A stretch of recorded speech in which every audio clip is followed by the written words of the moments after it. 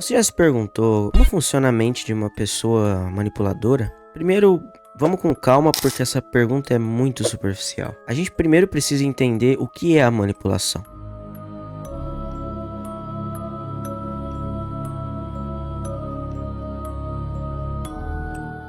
Resumidamente, a manipulação é um comportamento que busca influenciar ou controlar uma pessoa de forma desonesta, sempre visando seus próprios interesses sem considerar os direitos da outra pessoa. Mas como que uma pessoa faz isso? Bom, existem duas formas. Elas podem ser de maneira sutil ou direta. Nos dois modos, as táticas são mentir, manipular emocionalmente, chantagear, intimidar, entre outras coisas. E obviamente que a manipulação é muito mais profunda do que isso que eu falei aqui e depende muito de qual situação a gente está lidando. Por isso eu quero começar falando sobre a manipulação em relacionamentos afetivos. E sendo bem sincero, é de onde mais vemos esse tipo de comportamento acontecer.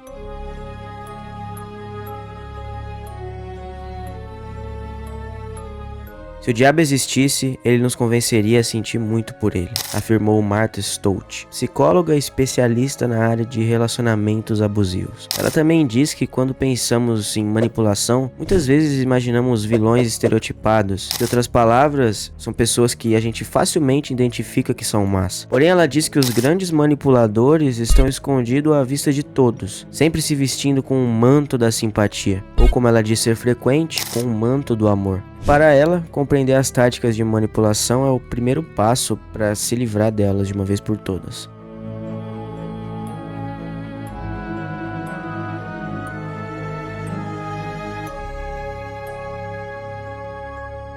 Isso acontece logo no começo de um relacionamento, onde o manipulador envolve um derramamento excessivo de atenção e afeição. O objetivo dele é desarmar a vítima, fazer com que ele ou ela se sinta muito especial. Então, o manipulador revela informações íntimas sobre si mesmo muito cedo, para criar um senso falsificado de intimidade e ganhar a confiança da vítima. Ele divide seus objetivos, seus pensamentos, medos, sonhos, que levam a vítima a fazer o mesmo também.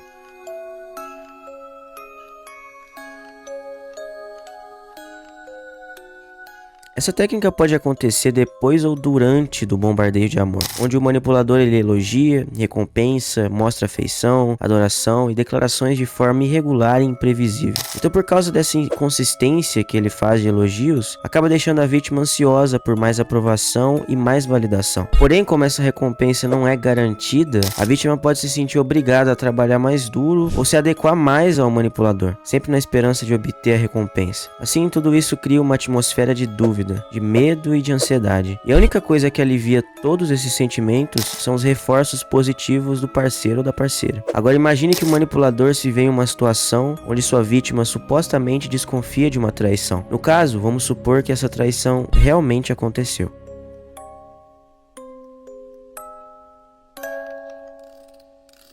Com os confrontos da vítima, o manipulador cria uma cena emocional que seja confusa e distrai a vítima do assunto principal. Resumindo, em vez de responder diretamente a uma pergunta que confronta o manipulador, ele redireciona a conversa para um ponto onde a vítima se sinta culpada.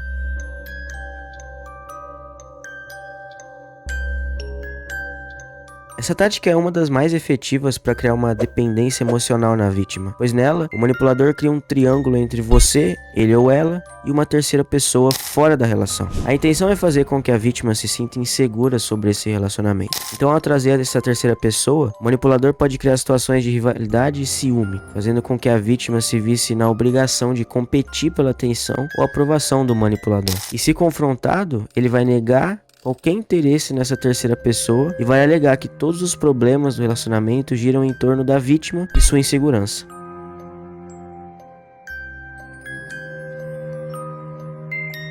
E por fim a gente chega no resultado disso tudo. Os manipuladores e suas vítimas criam, no fim do dia, um vínculo traumático. Então a relação se torna uma alteração entre um tratamento cruel e atitudes carinhosas. E juntando tudo isso, faz a vítima criar um forte laço emocional com ele. Segundo a própria ciência, a vítima pode sentir que, apesar dos maus tratos, existe uma ligação especial entre eles dois. E que ela está quase pronta de dar um jeito na relação, assim dificultando com que ela termine a relação.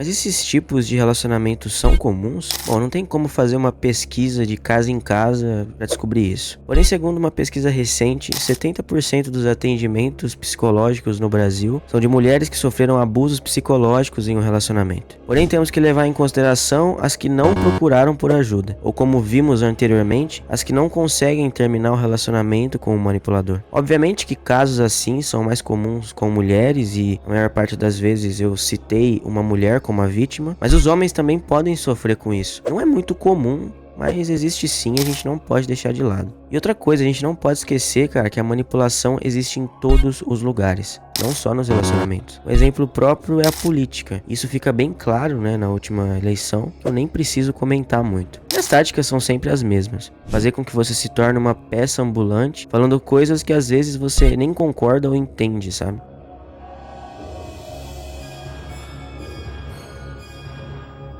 Tudo bem, Renan, mas então existe um transtorno mental que faz uma pessoa ser assim. Aí que vem o problema, cara. A manipulação, ela não é um transtorno, mas sim um comportamento frequente de outros transtornos. Dentro dos transtornos de personalidade, a manipulação é vista com mais frequência nos transtornos de personalidade borderline, narcisista e antissocial, mais conhecido como os psicopatas, né? Obviamente que não é uma regra, mas os mais frequentes são esses. O mais louco é que existem momentos onde essas pessoas manipulam porque é um hábito, sabe? E às vezes elas nem vê que estão manipulando. Por exemplo, os psicopatas, que por serem 100% razão, eles focam no seu objetivo e atropelam tudo que tá no seu caminho, inclusive pessoas. Na maior parte das vezes, eles querem alcançar poder ou dinheiro. Então, como eles não sentem empatia, se for preciso ferir as pessoas para atingir esse objetivo, ele vai ferir. Essa visão de que psicopatas na maior parte das vezes são criminosos ou serial killers não é 100% verdade. Pois se realmente a gente fosse fazer uma pesquisa sobre quem é psicopata, nós encontraríamos a maior parte deles nos cargos de poder, de política ou de qualquer outro lugar. Pois são nesses lugares onde os psicopatas se sentem melhor, né? E é lá onde eles podem realmente manipular as pessoas como eles quiserem. Mas cara, é isso. Eu espero que vocês tenham gostado desse vídeo. Lembrando que o intuito principal é alertar as pessoas e não incentivar você a praticar nada do que eu disse aqui. Mas é importante que você saiba como funciona a mente deles para você não cair na manipulação deles, tá? E eu quero que vocês lembrem também que existem pessoas nesse exato momento que estão em um relacionamento abusivo, que podem estar assistindo esse vídeo, já estiveram ou estão e não percebem, e por isso esse vídeo pode ser útil. Então se inscreve aí, deixa o seu like e até mais.